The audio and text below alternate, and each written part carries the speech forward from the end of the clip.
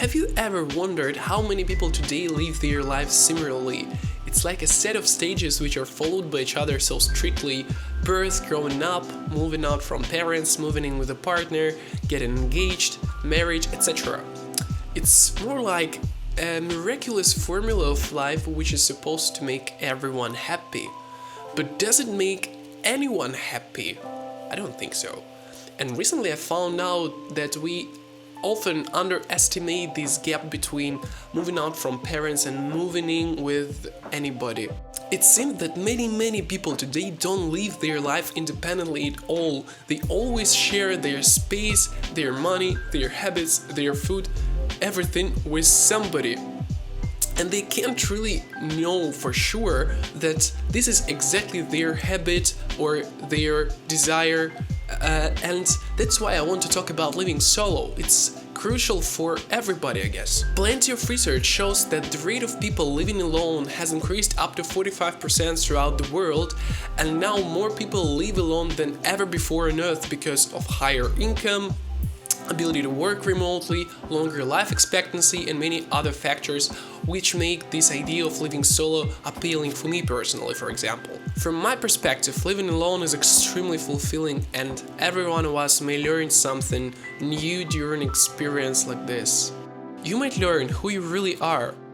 For example, when you want to have a breakfast, or what grocery store is your favorite, or what kind of a mess you could be when no one invades your space, or even what sort of cheese is your favorite.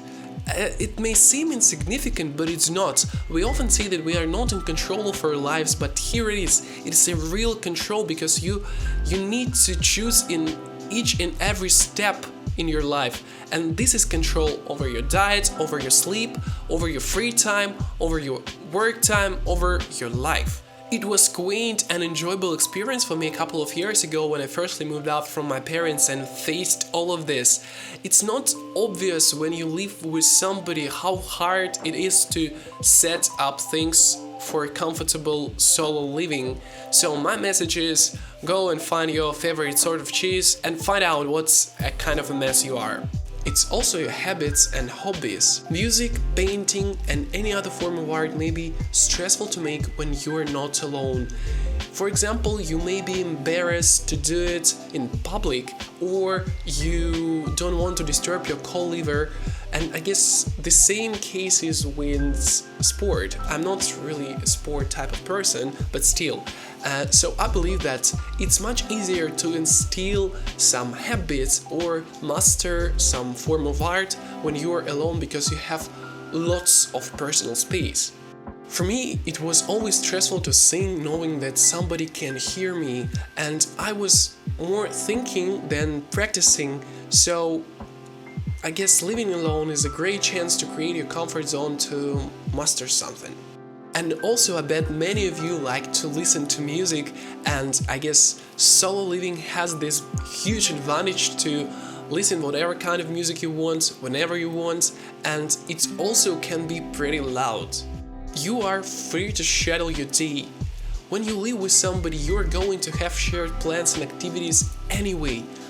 But it's not the same when you are alone, because you are the one who plans your rest time, your work time, your sleep time. And I never neglect my sleeping time because this is my mood, my health, and my ability to work. So I really appreciate living solo for having my own regime. You can get more social. When you live alone, you have nobody to talk to, so you inevitably will see your friends more or meet new people. And from my own experience, I can say that I started visiting bars, restaurants, lectures, exhibitions, concerts much more often, and I formed many horizontal communications which always helpful because people are always a key. So it may sound controversial, but the big advantage of solo living is socialization. You may become more self-confident. That period of living solo taught me one important thing. You always have to rely on yourself, especially speaking about money. You learn how to spend and how to save to avoid any form of debt. How much you can save totally depends on your lifestyle, so that's an opportunity to form a proper lifestyle and also to create some backup to feel financially safe. Decoration. That's my favorite one because I do it every time I move in. Needless to say, you can turn your place into anything you want to be as much creative and productive as you want.